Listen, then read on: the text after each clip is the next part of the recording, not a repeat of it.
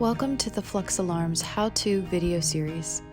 In this video, we will show you how to power down your Honeywell Vista control panel. Before we begin, you will need a Phillips head screwdriver to power down your panel. First, locate your panel, which looks like this. Your security panel may be mounted on a wall in a closet, often near your low voltage panel. Your panel has two power sources, a wall outlet and an internal backup battery. We must disable both to successfully power down. Using the screwdriver, unscrew the power adapter from the wall outlet and unplug it from the wall.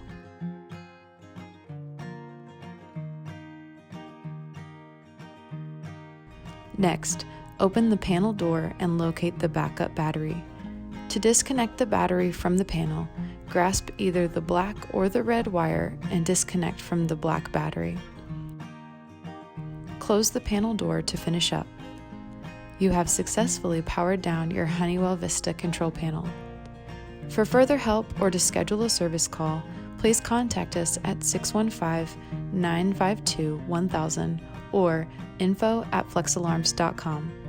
Thank you for choosing FlexAlarms.